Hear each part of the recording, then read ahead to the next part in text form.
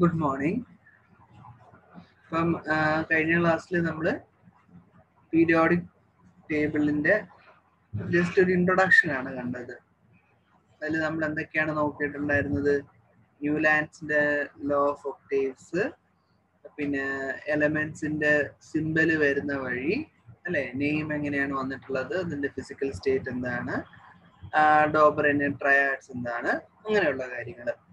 അപ്പൊ നമ്മൾ കഴിഞ്ഞ ക്ലാസ്സിൽ name and symbol of elements, law of triad, Newlands law of octaves, ഇത്രയാണ് കഴിഞ്ഞ ക്ലാസ് വരെ നോക്കിയിട്ടുള്ളത്. അപ്പൊ ഇന്ന് നമുക്ക് ഹെൻറി മോസ്ലിയുടെ periodic law, modern periodic law, current form of periodic table, പിന്നെ പീരിയോഡിസിറ്റി പ്രോപ്പർട്ടി, എന്തൊക്കെയാണ് പീരിയോഡിക് ആയിട്ട് റിപ്പീറ്റ് ചെയ്ത് വരുന്ന പ്രോപ്പർട്ടി, അങ്ങനെയുള്ള കുറച്ച് കാര്യങ്ങളും കൂടെ ഇന്ന് നോക്കാം. അപ്പൊ നമുക്ക് സിലബസിൽ വിട്ടുപോയ ഒരു ഇമ്പോർട്ടൻ്റ് ഒരു സ്റ്റെപ്പ് ഉണ്ട്, അതാണ് ഡിമിട്രി മെൻഡലീവ്. ഡിമിട്രി മെൻഡലീവ് എന്ന് പറയുന്നത് ഈസ് എ റഷ്യൻ സയന്റിസ്റ്റ്. അദ്ദേഹമാണ് ഏറ്റവും നന്നായിട്ട് പീരിയോഡിക് ടേബിൾ, അതായത് ഏറ്റവും നന്നായിട്ട് എലമെന്റ്സിനെ ക്ലാസിഫൈ ചെയ്ത് ഒരു പീരിയോഡിക് ടേബിൾ ഉണ്ടാക്കിയെന്ന് വിശ്വസിക്കപ്പെടുന്നത് മെൻഡലീവിന്റെ പീരിയോഡിക് ടേബിൾ ആണ്. കാരണം അത് വളരെ എക്സ്റ്റെൻസീവ് ആയിരുന്നു. നിങ്ങൾ +2 പഠിച്ചിട്ടുള്ളതാണ്. അതിന് ധാരാളം അഡ്വാൻറ്റേജസ് ഉണ്ട്. ഓക്കെ, ഇപ്പൊ എന്താണ് നമുക്ക് മെൻഡലീവിന്റെ പീരിയോഡിക് ടേബിൾ നോക്കാം. ഡിമിട്രി മെൻഡലീവ് ആണ് current form of periodic table, ആ ഫോമിലേക്ക് ഒരു പീരിയോഡിക് ടേബിൾ ആദ്യമായിട്ട് കൊണ്ടുവരുന്നത്. അതിലാണ് ഗ്രൂപ്പ്സ് ആദ്യമായിട്ട് വന്നത്, പീരീഡ്സ് ആദ്യമായിട്ട് അദ്ദേഹം കൊണ്ടുവന്നു, പിന്നെ ഓർഗനൈസ്ഡ് എലമെന്റ്സ് ബൈ പ്രോപ്പർട്ടി, അതാണ് ഒരു ഇമ്പോർട്ടൻ്റ് ആയിട്ടുള്ള ഒരു സ്റ്റെപ്പ് എന്ന് പറയുന്നത്. അതായത് ഒരു ഗ്രൂപ്പിനകത്തുള്ള ഒരു ഫാമിലിക്കകത്തുള്ള എലമെന്റ്സിനൊക്കെ സെയിം പ്രോപ്പർട്ടീസ് ആയിരിക്കും. അതായത് ഇപ്പൊ നമ്മൾ കാണുന്ന പീരിയോഡിക് ടേബിൾ പോലെയുള്ളത്. പക്ഷെ അദ്ദേഹത്തിന് ഒരു തെറ്റ് പറ്റിയത്, they were arranged by atomic mass. നിങ്ങൾക്കറിയാം, നമ്മൾ ഇതുവരെ പഠിച്ചിട്ടുള്ള ഡോബറിന്റെ ട്രയാഡ് ആയാലും, ന്യൂലാൻഡ്സ് ലോ ഓഫ് ഒക്ടേവിലെ ന്യൂലാൻഡ്സിന്റെ പീരിയോഡിക് ടേബിൾ ആയാലും, മെൻഡലീവിന്റെ പീരിയോഡിക് ടേബിൾ ആയാലും, എല്ലാത്തിലും അറ്റോമിക് മാസ് ആണ് ഫണ്ടമെന്റൽ പ്രോപ്പർട്ടി ആയിട്ട് എടുത്തിരിക്കുന്നത്. അപ്പൊ അറ്റോമിക് മാസ് അനുസരിച്ചിട്ടാണ് ഇവര് എലമെന്റ്സിനെ താഴേന്ന് മേലേക്ക് അടുക്കി വെച്ചിട്ടുള്ളത്. ഓക്കെ, അതാണ് ഇവർക്കൊക്കെ തെറ്റുപറ്റാനുള്ള ഒരു കാരണം. അറ്റോമിക് മാസ് ഫണ്ടമെന്റൽ പ്രോപ്പർട്ടി ആയിട്ട് എടുത്തിട്ടുള്ളത് കൊണ്ടാണ്. അപ്പൊ ഇനി നമ്മൾ നോക്കുമ്പം അറ്റോമിക് മാസ് അല്ല, വേറൊരു സാധനമാണ് ഫണ്ടമെന്റൽ പ്രോപ്പർട്ടി എന്നുള്ളത് അവിടെ ഇനി അങ്ങോട്ട് പോകുമ്പോൾ മനസ്സിലാവും. ഓക്കെ, ഇനി അഡ്വാൻറ്റേജസ് എന്തൊക്കെയാണ്? മെയിൻ ആയിട്ട് അഡ്വാൻറ്റേജ്, കുറെ അഡ്വാൻറ്റേജസ് ഉണ്ട്. ഗ്രൂപ്പ് ആദ്യമായിട്ട് കൊണ്ടുവന്നു, പീരീഡ്സ് ആദ്യമായിട്ട് കൊണ്ടുവന്നു, ഒരു ഗ്രൂപ്പിലുള്ള എല്ലാ എലമെന്റ്സിനും സെയിം പ്രോപ്പർട്ടീസ് ആയിരിക്കും. മാത്രമല്ല, he could predict the existence of other elements. അന്നത്തെ കാലത്തുണ്ടായിരുന്ന അത്രയും എലമെന്റ്സിനെയാണ് അദ്ദേഹം ക്ലാസിഫൈ ചെയ്ത് വെച്ചിട്ടുണ്ടായിരുന്നത്. അന്ന് നിങ്ങൾക്കറിയാം, ഈ പറഞ്ഞ 118 എലമെന്റ്സ് കണ്ടുപിടിച്ചിട്ടൊന്നുമില്ല. അപ്പൊ അന്നുണ്ടായിരുന്ന എലമെന്റ്സിനെയാണ് അദ്ദേഹം ക്ലാസിഫൈ ചെയ്ത് വെച്ചിട്ടുള്ളത്. അതില് അദ്ദേഹം സ്പേസസ് വിട്ടിട്ടുണ്ടായിരുന്നു. അതായത് ചിലയിടത്ത് എലമെന്റിനെ ഫില്ല് ചെയ്യാതെ വെച്ചിരുന്നു. അപ്പൊ അത് കാണിച്ചത്, അതെന്താന്ന് ചോദിച്ചപ്പോ അദ്ദേഹം പറഞ്ഞത്, ഭാവിയിൽ ഈ ഫാമിലിയിലുള്ള എലമെന്റ്സിന്റെ അതേ പ്രോപ്പർട്ടി കാണിക്കുന്ന എലമെന്റ് കണ്ടുപിടിക്കപ്പെടും, അത് ഇൻകോർപ്പറേറ്റ് ചെയ്യാനുള്ള സ്പേസ് ആണ് എന്ന് പറഞ്ഞു. അപ്പം ഭാവിയിൽ നമ്മൾ കണ്ടുപിടിച്ച എലമെന്റ്സിനെയൊക്കെ കൃത്യമായിട്ട് മെൻഡലീവിന്റെ പീരിയോഡിക് ടേബിളിൽ ഡിസ്റ്റർബ് ചെയ്യാതെ നമുക്ക് ഇൻക്ലൂഡ് ചെയ്യാനായിട്ട് സാധിക്കും. അതേപോലെ തന്നെയാണ് നോബിൾ ഗ്യാസസ്, ഒരു എൻറ്റയർ ഗ്രൂപ്പ് തന്നെ പിന്നീട് കണ്ടുപിടിക്കപ്പെട്ടതാണ്. Helium, neon, argon, krypton, xenon, radon എന്ന് പറയുന്ന നോബിൾ ഗ്യാസ് ഫാമിലി പിന്നീട് കണ്ടുപിടിക്കപ്പെട്ടതാണ്, മെൻഡലീവിന്റെ കാലത്തില്ല. അപ്പൊ അതിനെ നമുക്കൊരു സെപ്പറേറ്റ് ഗ്രൂപ്പായിട്ട് തന്നെ കറണ്ട് മെൻഡലീവിന്റെ പീരിയോഡിക് ടേബിളിന് ഒരു വ്യത്യാസം വരുത്താതെ നമുക്ക് ഇൻകോർപ്പറേറ്റ് ചെയ്യാൻ പറ്റും. അപ്പൊ ഇതൊക്കെ മെൻഡലീവിന്റെ എന്താണ് സിഗ്നിഫിക്കന്റ് ആയിട്ടുള്ള അച്ചീവ്മെന്റ്സ് ആണ്. അത് കാരണമാണ് 101ാമത്തെ എലമെന്റിന് ഭാവിയിൽ അദ്ദേഹത്തിന്റെ പേരാണ് കൊടുത്തിട്ടുള്ളത്, കോൾഡ് മെൻഡലീവിയം. MD എന്നാണ് അതിന്റെ സിമ്പല്. ഓക്കെ, ഇതാണ് അദ്ദേഹം ചെയ്തൊരു പീരിയോഡിക് ക്ലാസിഫിക്കേഷൻ എന്ന് പറയുന്നത്. ഇതിൽ നോക്കിയാൽ നിങ്ങൾക്ക് അറിയാം, ചെറിയ ഡിസ്ക്രിപ്പൻസി അല്ലെങ്കിൽ ചെറിയ എന്താണ് വ്യത്യാസങ്ങൾ കാണാൻ പറ്റും. ഓക്കെ, ഇതിൽ മെയിൻ വ്യത്യാസം എന്ന് പറയുന്നത് ഒരു ചെറിയൊരു ഡ്രോബാക്ക് എന്ന് പറയുന്നത് ഒരു സീറ്റില് അദ്ദേഹം മോർ ദാൻ വൺ എലമെന്റിനെ അക്കോമഡേറ്റ് ചെയ്തിട്ടുണ്ട്. നോക്കൂ ഇവിടെ നോക്കൂ, അയൺ, കൊബാൾട്ട്, നിക്കൽ എല്ലാം കൂടെ ഒരു സീറ്റിനകത്താണ്. ഓക്കെ, ഒരു സീറ്റിൽ ഒരാൾ ഇരിക്കേണ്ടതിന് പകരം കുറെ എലമെന്റ്സ് സെയിം പ്രോപ്പർട്ടി വരുത്താൻ വേണ്ടിയിട്ട് ഇൻകോപ്പറേറ്റ് ചെയ്ത് വെച്ചിട്ടുണ്ട്. അപ്പം അതൊരു സിഗ്നിഫിക്കൻ്റ് ആയിട്ടുള്ള ഡ്രോബാക്ക് ആണ്. പിന്നെ ഇമ്പോർട്ടൻ്റ് ആയിട്ടുള്ള ഒരു പോയിന്റ് ഇദ്ദേഹം ക്ലാസിഫൈ ചെയ്തിട്ടുള്ളത് കെമിക്കൽ റിയാക്ടിവിറ്റിയുടെ അടിസ്ഥാനത്തിലാണ്. എന്തിന്റെ അടിസ്ഥാനത്തിലാണെന്ന് പറഞ്ഞില്ലല്ലോ, അറ്റോമിക് മാസ് അനുസരിച്ചിട്ടാണ് താഴേന്ന് ഏറ്റവും കുറവ് ഹൈഡ്രജൻ തുടങ്ങി ഏറ്റവും കൂടുതലുള്ള എലമെന്റ് ലാസ്റ്റ് വരുന്ന രീതിയിൽ ഇൻക്രീസിങ് അറ്റോമിക് മാസിന്റെ അടിസ്ഥാനത്തിലാണ് ക്ലാസിഫൈ ചെയ്തിട്ടുള്ളത്. അതിൽ തന്നെ അദ്ദേഹം ഗ്രൂപ്പ് ആക്കിയിട്ടുള്ളത് based on the reactivity towards oxygen and hydrogen. എങ്ങനെയാണ് ഓരോ എലമെന്റും ഓക്സിജനായിട്ട് റിയാക്ട് ചെയ്യുന്നത്, ഹൈഡ്രജനായിട്ട് റിയാക്ട് ചെയ്യുന്നത്, ഹൈഡ്രജനും ഓക്സിജനായിട്ട് റിയാക്ട് ചെയ്യുമ്പോൾ കിട്ടുന്ന ഫോർമുല എന്താണ്, ഓക്സൈഡിന്റെയും ഹൈഡ്രൈഡിന്റെയും ഫോർമുല എന്താണ്, അതിനെ അടിസ്ഥാനപ്പെടുത്തിയിട്ടാണ് മെന്റലീവ് ഗ്രൂപ്പിനകത്ത് ഓരോരോ എലമെന്റ്സിനെ പ്ലേസ് ചെയ്തിട്ടുള്ളത്. ഇപ്പൊ ഒരു എക്സാമ്പിൾ പറയുകയാണെങ്കിൽ ഹൈഡ്രജന്റെ ഓക്സൈഡ് എന്താണ്, വാട്ടർ. അപ്പൊ H2O R2 എന്ന് പറയുന്ന എലമെന്റ് ആണ്, ഏത് എലമെന്റ് ആണോ അത്. അപ്പൊ R2O ഫോർമുല വരുന്ന എല്ലാ എലമെന്റും ഇതിനകത്ത് വരും. നോക്കൂ, hydrogen ഇതിനകത്താണുള്ളത്, Li2O, Na2O, K2O, Cu2O. അപ്പൊ എല്ലാ ആ ഫോർമുല ഓക്സൈഡ് വരുന്ന എല്ലാം ഒരു ഗ്രൂപ്പിനകത്ത്. അതേപോലെ RO സിംഗിൾ മോണോക്സൈഡ്, അതായത് beryllium oxide, BeO, MgO, CaO, ZnO, ഇതെല്ലാം സിംഗിൾ മോണോ ഓക്സൈഡ് ഫോം ചെയ്യുന്ന ആൾക്കാരാണ്. ഇവരെല്ലാരും ഒരു ഗ്രൂപ്പിനകത്ത്. ഇനി വേറെ ഇപ്പൊ കാർബൺ എടുക്കുകയാണ്, കാർബണിന്റെ ഹൈഡ്രൈഡ് നിങ്ങൾക്കറിയാം മീഥേൻ ആണ്, CH4 ആണ്. Oxide most stable carbon dioxide ആണ്. അപ്പം CO2ഉം CH4ഉം അതാണ് ഇവിടെ എഴുതിയിരിക്കുന്നത്. കണ്ടോ, RO2ഉം RH4ഉം ഇങ്ങനെ വരുന്ന ഫോർമുലയിലുള്ള എല്ലാ ആൾക്കാരും ഒരു ഗ്രൂപ്പിനകത്ത്. അപ്പൊ ഇതിൽ കാണിക്കുന്ന എന്താണ്, ശരിക്കും കെമിക്കൽ റിയാക്ടിവിറ്റി അല്ലെങ്കിൽ ഇത് ഇത്രയും അക്യുറേറ്റ് ആവാനുള്ള ഒരു കാരണം എന്ന് പറയുന്നത് ഇതിലെ കെമിക്കൽ റിയാക്ടിവിറ്റീസ് ആണ് ക്ലാസിഫൈ ചെയ്തിരിക്കുന്നത്. ഇൻ അതർ വേർഡ്സ് ഇലക്ട്രോണിന്റെ റിയാക്ടിവിറ്റി, ഇലക്ട്രോൺ ആണല്ലോ റിയാക്ടിവിറ്റി തീരുമാനിക്കുന്നത്. അപ്പൊ അന്നത്തെ കാലത്ത് ഇലക്ട്രോൺ ഒന്നും കണ്ടുപിടിച്ചിട്ടില്ല. അപ്പൊ knowingly or unknowingly Mendeleev classify ചെയ്തിട്ടുള്ളത് ഇലക്ട്രോണിന്റെ വാലൻസി അനുസരിച്ചിട്ടാണ് ക്ലാസിഫൈ ചെയ്തിരിക്കുന്നത്. ഓക്കെ, അപ്പൊ അന്ന് അദ്ദേഹം മനഃപൂർവ്വം ഇലക്ട്രോൺ ഉണ്ട്, ന്യൂട്രോൺ ഉണ്ട്, പ്രോട്ടോൺ ഉണ്ട് എന്ന് അറിഞ്ഞിട്ടൊന്നുമല്ല, കെമിക്കൽ റിയാക്ടിവിറ്റിയുടെ അടിസ്ഥാനത്തിൽ അത് ക്ലാസിഫൈ ചെയ്ത് വെച്ചു. Chemical reactivity arises from വാലൻസ് electron. അപ്പം അതുകൊണ്ടാണ് മെന്റലീവിന്റെ പീരിയോഡിക് ടേബിള് ഇത്രയും അക്യുറേറ്റ് ആണ്, അല്ലെങ്കിൽ ലോങ് ഫോം ഓഫ് പീരിയോഡിക് ടേബിളിന്റെ ഏറ്റവും അടുത്ത് നിൽക്കുന്നു എന്ന് പറയാനുള്ള മെയിൻ കാരണം. ഓക്കെ, ഇത്രയാണ് മെന്റലീവിന്റെ പീരിയോഡിക് ടേബിളിന്റെ സാലിയന്റ് ഫീച്ചേഴ്സ്. ഇനി നമുക്ക് മോഡേൺ പീരിയോഡിക് ലോ എന്താണെന്നുള്ളത് നോക്കാം. അപ്പൊ ഇതുവരെ ഞാൻ പറഞ്ഞു ഇതൊരു 19th സെഞ്ചുറി ലാസ്റ്റ് ഒക്കെയാണ് മെന്റലീവിന്റെ പീരിയോഡിക് ടേബിൾ ഒക്കെ വരുന്നത്. അപ്പം അതിനുശേഷം സിഗ്നിഫിക്കൻ്റ് ആയിട്ടുള്ള കുറെ ഡെവലപ്മെന്റ്സ് നടന്നു. അപ്പൊ അന്ന് വരെ ആറ്റമാണ് ഫണ്ടമെന്റൽ യൂണിറ്റ് എന്നാണ് വിചാരിച്ചിട്ടുണ്ടായിരുന്നത്.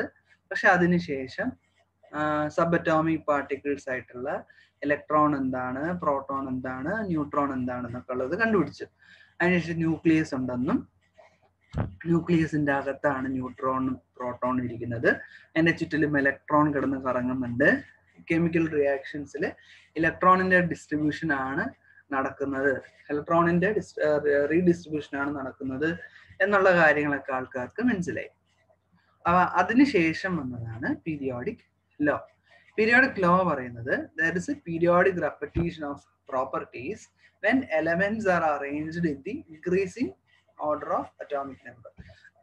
ഇപ്പൊ പീരിയോഡിക് ലോ എന്താണ് പറയുന്നത്, നമ്മള് എലമെന്റ്സിനെ അതിന്റെ അറ്റോമിക് നമ്പർ അനുസരിച്ച് അടുക്കി വെക്കുകയാണെങ്കിൽ we can see a regular repetition in properties. മനസ്സിലായോ? അപ്പം നേരത്തെ നമ്മൾ പറഞ്ഞ മെന്റലീവിന്റെ പീരിയോഡിക് ടേബിൾ ആണെങ്കിൽ അറ്റോമിക് അറ്റോമിക് മാസ് ആണല്ലോ അടിസ്ഥാന ഫണ്ടമെന്റൽ പ്രോപ്പർട്ടി എന്ന് പറയുന്നത്.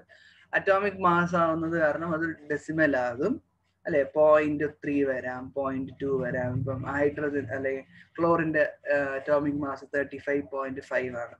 അപ്പൊ അതൊരു ഫ്രാക്ഷൻ ആണ്. അപ്പൊ അത് കൃത്യമായിട്ട് നമുക്ക് ഫോളോ ചെയ്യണം നിർബന്ധമില്ല. ഇപ്പൊ മെന്റലിന്റെ പീരിയോഡിക് ടേബിൾ തന്നെ നോക്കുകയാണെങ്കിൽ അതിൽ വേറൊരു ഡ്രോബാക്ക് ഉണ്ട്. Where the atomic number is not strictly followed, atomic mass is not strictly followed. കൃത്യമായിട്ടുള്ള ഓർഡറിലല്ല, ഇൻക്രീസിങ് ഓർഡർ ആണെന്ന് പറയണമെങ്കിലും ചിലയിടത്ത് പ്രോപ്പർട്ടീസ് അഡ്ജസ്റ്റ് ചെയ്യാൻ വേണ്ടിയിട്ട് കുറഞ്ഞ അറ്റോമിക് മാസ് ഉള്ള ആൾക്കാരെ ഫ്രണ്ടിൽ നിർത്തിയിട്ടുണ്ട്. അപ്പൊ നിങ്ങൾ ആ പീരിയോഡിക് ടേബിൾ നോക്കുകയാണെങ്കിൽ കൃത്യമായിട്ട് അത് മനസ്സിലാവും. അറ്റോമിക് നമ്പറിന്റെ കൃത്യമായിട്ടുള്ള അറ്റോമിക് മാസിന്റെ കൃത്യമായിട്ടുള്ള ഇൻക്രീസിങ് ഓർഡറിലല്ല എലമെന്റ്സ് അറേഞ്ച് ചെയ്തിരിക്കുന്നത്. 2-3 ഇൻസ്റ്റൻസിൽ അത് കാണാൻ സാധിക്കും. പക്ഷെ അറ്റോമിക് നമ്പർ ആയപ്പോൾ എന്ത് സംഭവിച്ചു? അത് നമ്പർ ആണ്, which is the number of electrons or number of proton. എന്താണെങ്കിലും അത് നമ്പർ ആണ്. അപ്പം 1.5 ഇലക്ട്രോൺ ഇല്ലല്ലോ, അല്ലെങ്കിൽ പാതി ഇലക്ട്രോൺ, 1.25 ഇലക്ട്രോൺ, അങ്ങനെ ഇല്ലല്ലോ, ഫ്രാക്ഷൻ ഇല്ല. It's a whole number. 1 electron അല്ലെങ്കിൽ 2 ഇലക്ട്രോൺ അല്ലെങ്കിൽ 3 ഇലക്ട്രോൺ. അപ്പൊ ഹോൾ നമ്പർ ആണ്. അതാണ് അതിലൊരു സിഗ്നിഫിക്കൻ്റ് ആയിട്ടുള്ള ഒരു വ്യത്യാസം എന്ന് പറയുന്നത്. മാത്രമല്ല നമുക്ക് കൃത്യമായിട്ട് അതിനെ ഫോളോ ചെയ്യാൻ പറ്റും. അതായത് 1 അറ്റോമിക് നമ്പർ 1 ഉള്ള hydrogen, 2 helium goes Noble family, noble gas family. പിന്നെ 3 ലിഥിയം ഹൈഡ്രജനെ താഴെ വെച്ചു. അങ്ങനെ കൃത്യമായിട്ട് നമ്മൾ ആ ഓർഡർ അനുസരിച്ച് എല്ലാ എലമെന്റ്സിനെ എഴുതി വരികയാണെങ്കിൽ നമുക്ക് കൃത്യമായിട്ടുള്ള പീരിയോഡിക് റെപ്പറ്റീഷൻ പ്രോപ്പർട്ടി കാണാൻ പറ്റും. ഇതാണ് പീരിയോഡിക് ലോ എന്ന് പറയുന്നത്. ഇത് കൊണ്ടുവന്നിട്ടുള്ളത് ഹെൻറി മോസ്ലെ എന്ന് പറയുന്ന സയന്റിസ്റ്റ് ആണ്. Okay, he performed these experiments in 1913 to determine the atomic number of known elements. X-ray ഉപയോഗിച്ച് അദ്ദേഹം മോസ്ലെയുടെ എക്സ്റേ എക്സ്പെരിമെന്റ് അടിച്ചു കൊടുത്താൽ നിങ്ങൾക്ക് ആ എക്സ്പെരിമെന്റ് ഒക്കെ കിട്ടും. അപ്പൊ ഹെൻറി മോസ്ലെയുടെ 1913 experiments were focused to determine the atomic number of known elements. Atomic number already non ആയിട്ടുള്ള എലമെന്റ്സിന്റെ എല്ലാം അറ്റോമിക് നമ്പർ അദ്ദേഹം കണ്ടുപിടിച്ചിട്ട് അതിനുശേഷം അദ്ദേഹം ലിസ്റ്റ് ചെയ്തു. He started listing them by increasing atomic number instead of mass. നമ്മൾ നേരത്തെ ഇതുവരെ പഠിച്ചിട്ടുള്ള എല്ലാ പീരിയോഡിക് ക്ലാസിഫിക്കേഷൻ, മെന്റലീവ് വരെയുള്ള എല്ലാ പീരിയോഡിക് ക്ലാസിഫിക്കേഷനും അറ്റോമിക് മാസ് ആണ് ഫണ്ടമെന്റൽ യൂണിറ്റ് ആയിട്ട് എടുത്തിട്ടുള്ളത്. അതാണ് അതിന്റെ സിഗ്നിഫിക്കൻ്റ് ആയിട്ടുള്ള ഡ്രോബാക്ക്. പക്ഷെ ഇതിൽ അറ്റോമിക് നമ്പർ ആണ് മോസ്ലെ പീരിയോഡിക് പ്രോപ്പർട്ടി ആയിട്ട് ഡിറ്റർമിൻ ചെയ്തിട്ടുള്ളത്. അപ്പൊ അറ്റോമിക് നമ്പർ അനുസരിച്ച് അദ്ദേഹം സോർട്ട് ചെയ്തപ്പോൾ എല്ലാ എലമെന്റ്സിന്റെയും പ്രോപ്പർട്ടി കൃത്യമായിട്ട് റിപ്പീറ്റ് ചെയ്ത് വരുന്നുണ്ട് എന്നുള്ളത് മനസ്സിലായി. അതിന്റെ അടിസ്ഥാനത്തിലാണ് പീരിയോഡിക് ലോ കൊണ്ടുവന്നത്. When elements are arranged in on the order of increasing atomic number, there is a periodic repetition of physical and chemical properties. ഇതാണ് modern periodic law, where focus should be given to atomic number. Atomic numberന്റെ അടിസ്ഥാനത്തിലാണ്, atomic number ആണ് fundamental property ആയിട്ട് എടുത്തിട്ടുള്ളത്. അങ്ങനെ അടുക്കി വെക്കുമ്പോഴാണ് elements physical and chemical പ്രോപ്പർട്ടീസിൽ പീരിയോഡിക് ആയിട്ടുള്ള റെപ്പറ്റീഷൻ കാണിക്കുന്നത്. ഓക്കെ, ഇനി മോഡേൺ പീരിയോഡിക് ടേബിൾ. ഇനിയാണ് നമ്മൾ ശരിക്കും നമ്മുടെ പുതിയ, അതായത് ലോങ് ഫോം ഓഫ് പീരിയോഡിക് ടേബിളിലേക്ക് കടക്കുന്നത്. ഓക്കെ, ഇതില് വെർട്ടിക്കൽ കോളംസ് ഉണ്ട്, ഗ്രൂപ്പ് ഉണ്ട്, ഹൊറിസോണ്ടൽ പീരീഡ്സ് ഉണ്ട്, റോസ് ഉണ്ട്. അത് പീരീഡ് ആയിട്ട് കണക്കാക്കിടുന്നു. കോളത്തിനെ, വെർട്ടിക്കൽ ആയിട്ടുള്ള കോളത്തിനെ നമ്മൾ ഗ്രൂപ്പ് എന്ന് വിളിക്കുന്നു. ഈച്ച് ഗ്രൂപ്പ് ഇസ് നമ്പർഡ് 1 to 8, 1 മുതൽ 8 വരെയുള്ള ഗ്രൂപ്പിനെ നമ്മൾ നമ്പർ ചെയ്തിട്ടുണ്ട്. അതിൽ തന്നെ ഓരോന്നിനും എയും ബിയും ഉണ്ട്. റെപ്രസെന്റേറ്റീവ് എലമെന്റ്സ് ആണ് എ എന്നുള്ള ഇത് വെച്ച് റെപ്രസെന്റ് ചെയ്തിട്ടുള്ളത്. ട്രാൻസിഷൻ എലമെന്റ്സിനെ ബി വെച്ച്, അതായത് 3B to 12B വരെയുള്ള എലമെന്റ്സിനെ ട്രാൻസിഷൻ എലമെന്റ്സ് ആയിട്ടാണ് ക്ലാസിഫൈ ചെയ്തിരിക്കുന്നത്. അങ്ങനെ മൊത്തം നമുക്ക് 18 ടോട്ടൽ ഗ്രൂപ്പ്സ് ഉണ്ട്.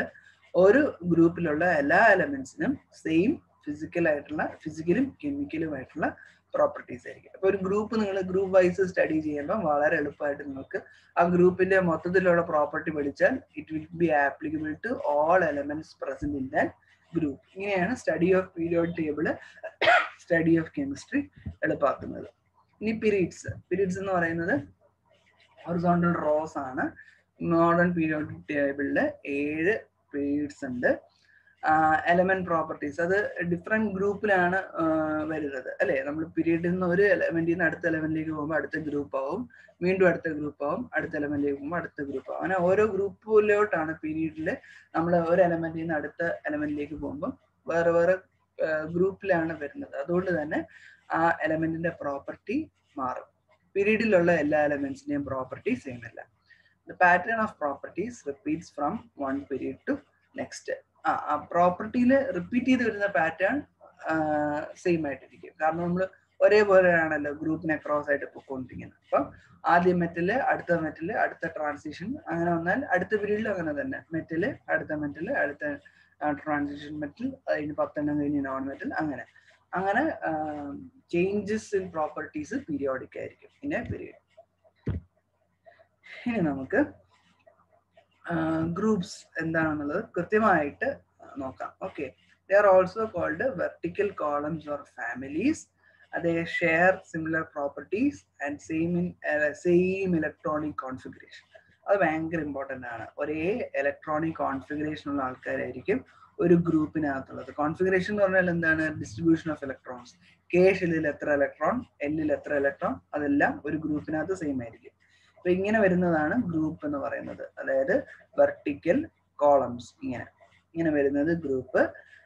ഇതിൽ ഒരു ഗ്രൂപ്പിനകത്തുള്ള എല്ലാ ആൾക്കാർക്കും സെയിം ഇലക്ട്രോണിക് കോൺഫിഗറേഷൻ ആയിരിക്കും, same number of വാലൻസ് electron. Electronic configuration എന്ന് പറഞ്ഞാൽ എന്താണ്? Distribution of electrons in subshells, അത് സെയിം ആയിരിക്കും. അതുകൊണ്ട് തന്നെ നമ്പർ ഓഫ് വാലൻസ് ഇലക്ട്രോൺസ് സെയിം ആയിരിക്കും. വാലൻസ് ഇലക്ട്രോൺ സെയിം ആയതുകൊണ്ട് they will show same type of reactivity. Okay, ഇനി നമുക്ക് പീരീഡ് എന്താണെന്ന് നോക്കാം. Period is horizontal rose. Horizontal raw ആയിട്ടാണ് പീരീഡ്സ് വരുന്നത്. നോക്കുക, ഇങ്ങനെ they share the same highest energy level. Sorry, same highest energy level എന്ന് പറഞ്ഞാൽ സെയിം ഷെൽ. ഷെല്ലിന്റെ നമ്പർ സെയിം ആയിരിക്കും. മെയിൻ ഷെല്ല് കെ ഷെൽ ആണെങ്കിൽ എല്ലാം കെ ഷെൽ. ഇവിടെ എൽ ഷെല്ലാണ് ബാലൻസ്ഡ് വരുന്നെങ്കിൽ എല്ലാ എൽ ഷെൽ. അങ്ങനെ സെയിം ഹൈയസ്റ്റ് എനർജി ലെവൽ ആയിരിക്കും ഒരു പീരീഡിലുള്ള എല്ലാ എലമെന്റ്സിനും വരുന്നത്. ഓക്കെ, അപ്പൊ ഇതാണ് നമ്മുടെ മോഡേൺ പീരിയോഡിക് ടേബിൾ എന്ന് പറയുന്നത്. ഇതിൽ നമുക്ക് ബ്രോഡ് ആയിട്ട് ക്ലാസിഫൈ ചെയ്യണമെങ്കിൽ മെറ്റലായിട്ടും നോൺ മെറ്റലായിട്ടും മെറ്റലോയിഡ് ആയിട്ടും ക്ലാസിഫൈ ചെയ്യാം. അപ്പം പീരിയോഡിക് ടേബിൾ നോക്കുകയാണെങ്കിൽ ഈ പച്ച കളറിൽ കൊടുത്തിരിക്കുന്ന എല്ലാം മെറ്റൽസ് ആണ്. അപ്പൊ നോക്കൂ, ഇതെല്ലാം മെറ്റൽസ് ആണ്. Transition metal, group 1, group 2, group 3 to 12, പിന്നെ ലാന്തനൈഡ്, ആക്ടിനൈഡ്. ഗ്രൂപ്പ് 13 താഴെ കിടക്കുന്ന ആൾക്കാർ ഒക്കെ മെറ്റൽസ് ആണ്. നോൺ മെറ്റൽ എന്ന് പറയുന്നതോ ഈ പറഞ്ഞ പി ബ്ലോക്കിൽ വരുന്ന ഈ ഓറഞ്ച് കളറിൽ കാണിച്ചിരിക്കുന്ന ആൾക്കാരും പിന്നെ ഹൈഡ്രജനും. Hydrogen it's a case of discrepancy. നമുക്ക് കൃത്യമായിട്ട് ഡിഫൈൻ ചെയ്യാൻ പറ്റില്ല, എങ്കിലും ഹൈഡ്രജനെ നമ്മളിപ്പോൾ ഇവിടെ നോൺ മെറ്റൽ ആയിട്ടാണ് കാണിച്ചിരിക്കുന്നത്. നമുക്ക് ഇതെല്ലാം നോൺ മെറ്റൽസ് ആണ്. ഇനി വേറൊരു ക്ലാസ് ഉണ്ട്, metalloids or semi conductors. They comes like this. ഇങ്ങനെയാണ് അവർ വരുന്നത്, വയലറ്റ് ഒരു ലൈൻ പോലെ. ഇങ്ങനെ ഒരു എന്താണ് boundary of metals and non metals, അതിനാണ് മെറ്റലോയിഡ്സ് വരിക. അപ്പൊ നമുക്ക് ഓരോന്നും എന്താണെന്ന് നോക്കാം. മെറ്റൽസിന്റെ ഫിസിക്കൽ പ്രോപ്പർട്ടി എന്തൊക്കെയാണ്? They are all lustrous. Lustrous എന്ന് പറഞ്ഞാൽ നല്ല തിളക്കുണ്ടാവും. They are good conductors of heat and electricity.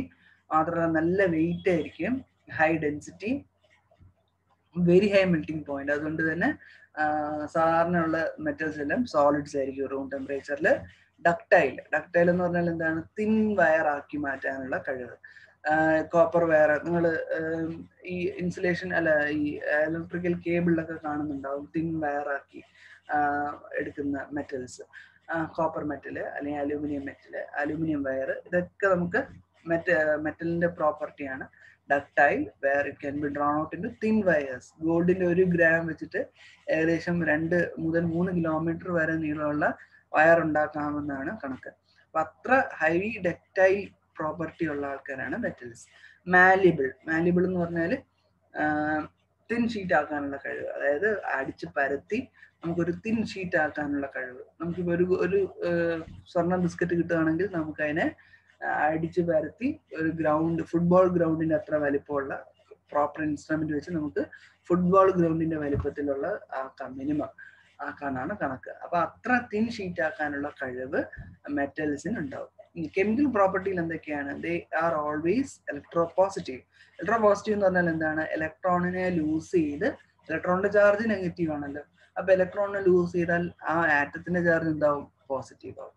അപ്പൊ ഇലക്ട്രോണിനെ ലൂസ് ചെയ്ത് പോസിറ്റീവ് ആവാനുള്ള കഴിവ് എല്ലാ മെറ്റൽസിനും ഉള്ള പ്രോപ്പർട്ടിയാണ്. It is the most fundamental property of a metal where they are all electropositive. അതായത് easily lose valence electron. Valence electron loosely bound ആണ്. പെട്ടെന്ന് തന്നെ അതിന് ലൂസ്ലി ബൗണ്ട്, എല്ലാത്തിനും ലൂസ്ലി ബൗണ്ട് അല്ല, മിക്ക മെറ്റലിലും ലൂസ്ലി ബൗണ്ട് ആണ്. അപ്പൊ ആ വാലൻസിൽ ഇരിക്കുന്ന ഇലക്ട്രോണിനെ പെട്ടെന്ന് അതിനെ തട്ടിക്കളഞ്ഞ് പോസിറ്റീവായിട്ട് നിൽക്കാനുള്ള കഴിവ് വളരെ കൂടുതലാണ്. ഇനി വേറൊരു പ്രോപ്പർട്ടി, കൊറോഡ് ഈസിലി. കൊറോഡ് എന്ന് പറഞ്ഞാൽ എന്താണ്? Corrosion, attack of moisture and acids on to metal surface. മെറ്റലിന്റെ സർഫസിലേക്ക് മോയിസ്ചറും ആസിഡും ഒക്കെ വന്ന് അതിന്റെ പ്രോപ്പർട്ടിനെ മൊത്തത്തിൽ മാറ്റുന്നതാണ് കൊറോഷൻ എന്ന് പറയുന്നത്. ഇപ്പം അയണിന്റെ കൊറോഷൻ ഒക്കെ നിങ്ങൾക്കറിയാം, റസ്റ്റ് അല്ലെ. അതേപോലെ അലൂമിനിയം കൊറോഡ് ചെയ്ത് അലൂമിനിയം ഓക്സൈഡ് മേലെ വരുന്നു. അങ്ങനെ കൊറോഷൻ സംഭവിക്കും മെറ്റലിന്റെ സർഫസിൽ. മെറ്റലിനെ തന്നെ നമുക്ക് വീണ്ടും സബ് ഡിവൈഡ് ചെയ്യാം. Alkali metals. ആൽക്കലി മെറ്റൽ എന്ന് പറഞ്ഞാൽ ഫസ്റ്റ് ഗ്രൂപ്പിനകത്തുള്ള മെറ്റൽസ് എക്സെപ്റ്റ് ഹൈഡ്രജൻ. ആരൊക്കെയാണ്? Lithium, lithium, sodium, potassium, rubidium, caesium. അതാണ് ആൽക്കലി മെറ്റൽസ് എന്ന് പറയുന്നത്. ആൽക്കലൈൻ എർത്ത് മെറ്റൽ എന്ന് പറഞ്ഞാൽ ഗ്രൂപ്പ് 2 ആണ്. ഗ്രൂപ്പ് 2 എന്ന് പറയുന്നത് ആരൊക്കെയാണ്? Beryllium, magnesium, calcium, barium, strontium, barium. Okay, ഇങ്ങനെയുള്ള ആൾക്കാരാണ് എന്താണ് ഗ്രൂപ്പ് 2 എന്ന് പറയുന്നത്. അപ്പം ആൽക്കലി മെറ്റൽ എന്ന് പറഞ്ഞാൽ metals when they dissolved in water they readily form alkali. Alkali എന്ന് പറഞ്ഞാൽ വാട്ടർ സോലബിൾ ബേസസ്. അപ്പം അങ്ങനെയുള്ള ആൾക്കാരെയാണ് ആൽക്കലി മെറ്റൽസ് എന്ന് പറയുന്നത്. അതായത് ആ മെറ്റലിനെ നമ്മൾ വെള്ളവുമായിട്ട് റിയാക്ട് ചെയ്താൽ ഹൈഡ്രജൻ ഗ്യാസ് ഇവോൾവ് ചെയ്ത് ഒരു സൊല്യൂഷൻ ഉണ്ടാവും, ഒരു ആൽക്കലി ഉണ്ടാവും. ആൽക്കലി എന്ന് പറഞ്ഞാൽ ബേസസ് തന്നെയാണ്, വാട്ടർ സോലബിൾ ബേസസ്. അതുകൊണ്ടാണ് നമ്മൾ അതിനെ ആൽക്കലി മെറ്റൽ എന്ന് പറയുന്നത്. അതേ പ്രോപ്പർട്ടി തന്നെയാണ് ഗ്രൂപ്പ് 2 എലമെന്റ്സിനും, but they are obtained from earth. അതിന്റെ ഓറെല്ലാം നമുക്ക് എർത്തിൽ നിന്നാണ് കിട്ടുന്നത്. അതുകൊണ്ട് നമ്മൾ അതിനെ ആൽക്കലൈൻ എർത്ത് മെറ്റൽ എന്ന് വിളിക്കുന്നു. വേറൊരു ക്ലാസ് ഉള്ളത് ട്രാൻസിഷൻ മെറ്റൽസ് ആണ്. ട്രാൻസിഷൻ മെറ്റൽ എന്ന് പറഞ്ഞാൽ ഗ്രൂപ്പ് 3 to ഗ്രൂപ്പ് 12, അതായത് ഡി ബ്ലോക്ക് എലമെന്റ്സ്. ഓക്കെ, അതിനെയാണ് ട്രാൻസിഷൻ മെറ്റൽസ് എന്ന് പറയുന്നത്. അതിനെ കുറിച്ചൊക്കെ ഡീറ്റെയിൽ ആയിട്ട് നിങ്ങൾ ഇനി പഠിക്കും. ഇന്ന ട്രാൻസിഷൻ മെറ്റൽ ഉണ്ട്, ലൈക്ക് ലാന്തനൈഡ് ആൻഡ് ആക്ടിനൈഡ്. അതായത് ട്രാൻസിഷന്റെ അകത്ത് തന്നെ വരുന്ന വേറൊരു ക്ലാസിഫിക്കേഷൻ, അതിനെയാണ് ഇന്നർ ട്രാൻസിഷൻ എലമെന്റ്സ് എന്ന് പറയുന്നത്. അതിലാണ് ലാന്തനൈഡ്സും ആക്ടിനൈഡ്സും വരിക. ഇപ്പൊ നോൺ മെറ്റലിന്റെ പ്രോപ്പർട്ടീസ് നേരെ ഓപ്പോസിറ്റ് ആയിരിക്കും, മെറ്റൽസിന്റെ നേരെ ഓപ്പോസിറ്റ് ആയിരിക്കും. They do not have a lustre. അതിന് മെറ്റാലിക് ലസ്റ്റർ ഉണ്ടാവില്ല. സൾഫർ ഒക്കെ എടുത്ത് നോക്കി നിങ്ങൾക്കറിയാം, അതിലൊന്നും ഒരു ഷൈനെസ് കാണില്ല. അതേപോലെ അതിന് കണ്ടക്ട് ചെയ്യാൻ ഇലക്ട്രോൺ ഇല്ലാത്തത് കൊണ്ട് തന്നെ they will B poor conductors of heat and electricity. പെട്ടെന്ന് പൊട്ടും, മെക്കാനിക്കലി സ്ട്രോങ് ഒന്നുമല്ല. അല്ലെങ്കിൽ അത് ചിലപ്പം ഗേഷ്യസ് ഫോമിലായിരിക്കും ചില നോൺ മെറ്റൽസ്. നോട്ട് ഡക്ടൈൽ, തിൻവെയറാക്കാൻ പറ്റില്ല, അടിച്ചു പരത്താൻ പറ്റില്ല, ഡെൻസിറ്റി കുറവായിരിക്കും. അതുകൊണ്ട് പല നോൺ മെറ്റൽസും ലിക്വിഡ്സ് ആയിരിക്കും. പിന്നെ ലോ മെൽറ്റിംഗ് പോയിന്റ് ആയതുകൊണ്ട് തന്നെ non metal bromine is the only non metal liquid at room temperature. Non metal liquid ആയിട്ടുള്ളത് ബ്രോമിൻ ആണ്. ഡെൻസിറ്റി വളരെ കുറവായിരിക്കും. കെമിക്കൽ പ്രോപ്പർട്ടി എന്ന് പറയുന്നത് പെട്ടെന്ന് ഇലക്ട്രോണിനെ ഗെയിൻ ചെയ്യാനുള്ള പ്രോപ്പർട്ടി. നേരെ തിരിച്ച് ഇലക്ട്രോ പോസിറ്റീവ് ആയിരുന്ന metals, non metals electro negative ആണ്. അതായത് ഒരു ഇലക്ട്രോണിനെ വാങ്ങിച്ച് നെഗറ്റീവ് ആയിട്ടിരിക്കാനുള്ള ടെൻഡൻസി വളരെ കൂടുതലായിരിക്കും. ഈ നോൺ മെറ്റൽസിന്റെ തന്നെ ക്ലാസിഫിക്കേഷൻ മെയിൻ ആയിട്ട് വരുന്നത് ഹാലജൻസിനകത്താണ്. ഹാലജൻ എന്ന് പറയുമ്പോൾ fluorine, chlorine, bromine, iodine, astatine, 17ാമത്തെ ഗ്രൂപ്പ്. നമ്മളതിനെ ഗ്രൂപ്പ് 7A എന്നാണ് വിളിക്കുക. എയും ബി സബ് ക്ലാസ് വരുമ്പോൾ ഗ്രൂപ്പ് 7A വരുന്നതാണ്. Extremely reactive. ഹാലജൻസ് ഒരു ഇലക്ട്രോൺ കൂടെ ഉണ്ടെങ്കിൽ അതിന്റെ ഒക്ടറ്റ് കംപ്ലീറ്റ് ആകും. അതുകൊണ്ട് തന്നെ they will be highly reactive. Noble gases non മെറ്റൽസിൽ വരുന്നതാണ്. അത് ഈ പറഞ്ഞ പോലെ ഗ്രൂപ്പ് 18 വരുന്നതാണ്. They are extremely unreactive. Extremely unreactive ആണ്. So they are called noble gases since their octet is complete. Okay, ഇനി മെറ്റലോയിഡും കൂടെ നോക്കാം നമുക്ക്. മെറ്റലോയിഡ് എന്ന് പറഞ്ഞാൽ ബോർഡറിങ് ആണ്. അതായത് മെറ്റലിന്റെയും നോൺ മെറ്റലിന്റെയും ബോർഡറിൽ കിടക്കുന്ന ആൾക്കാരാണ്. അവർ സോളിഡ്സ് ആയിരിക്കും, എല്ലാ ഇന്റർമീഡിയറ്റ് ആയിരിക്കും, സോളിഡ് ആയിരിക്കും, ചിലപ്പോൾ ഷൈൻനെസ് ആയിരിക്കും, ചിലപ്പോൾ ഡള്ളായിരിക്കും. ചില മെറ്റലോയിഡ്സ് ഡക്റ്റൈൽ ആണ്, ചിലത് മാല്യബിൾ ആണ്, ചില ആൾക്കാർക്ക് ഹീറ്റ് ആൻഡ് ഇലക്ട്രിസിറ്റി കണ്ടക്ട് ചെയ്യാൻ പറ്റും, പക്ഷെ മെറ്റലിൽ അത്രയും കണ്ടക്ട് ചെയ്യാൻ സാധിക്കില്ല. ഓക്കെ, ഇനി നമുക്ക് ഒക്ടറ്റ് റൂൾ എന്താണെന്ന് കൂടെ നോക്കി നമുക്ക് ഈ ക്ലാസ് നിർത്താം. ഒക്ടറ്റ് റൂൾ എന്ന് പറയുന്നത് ഒരു എലമെന്റ് സ്റ്റേബിൾ ആണെന്നുണ്ടെങ്കിൽ ആ എലമെന്റിന്റെ ഔട്ടർ മോസ്റ്റ് ഷെല്ലിനകത്ത് 8 ഇലക്ട്രോൺ ഉണ്ടാവണം. ഓക്കെ, ഹൈഡ്രജൻ ഹീലിയൻ എക്സെപ്ഷൻ ആണ്, അതിൽ 2 ഇലക്ട്രോൺ മതി. ബാക്കിയുള്ള 116 എലമെന്റ്സിനും ഒക്ടറ്റ് റൂൾ ആണ് ആപ്ലിക്കബിൾ ആയിട്ട് വരുന്നത്. Where its valence shell should contain full set of 8 valence electron. 8 valence electron ഉണ്ടായിരിക്കണം. ഉണ്ടാകുമ്പോഴാണ് ആ എലമെന്റ് സ്റ്റേബിൾ ആയിട്ടിരിക്കുക. പക്ഷെ എല്ലാ എലമെന്റിനും 8 ഇലക്ട്രോൺ ആയിരിക്കില്ല. നോബിൾ ഗ്യാസ് ഒഴിച്ച് ബാക്കി ആർക്കും 8 ഇലക്ട്രോൺ വാലൻസിൽ വരില്ല. അപ്പൊ അതിനു വേണ്ടിയിട്ടാണ് അത് എന്ത് ചെയ്യുന്നത്, റിയാക്ട് ചെയ്യുന്നത്. ഓക്കെ, അതിനെ കുറിച്ച് ഡീറ്റെയിൽ ആയിട്ട് നമുക്ക് അടുത്ത ക്ലാസ്സിൽ നോക്കാം. പിന്നെ പഠിച്ച കാര്യങ്ങളെല്ലാം വൃത്തിയായിട്ട് ടെക്സ്റ്റ് നോക്കി വായിക്കുക, മനസ്സിലാക്കുക, എന്തെങ്കിലും സംശയം ഉണ്ടെങ്കിൽ ചോദിക്കുക. ഓക്കെ, അപ്പൊ നമുക്കിനി അടുത്ത ക്ലാസ്സിൽ കാണാം. ഓക്കെ, ശരി, താങ്ക് യു.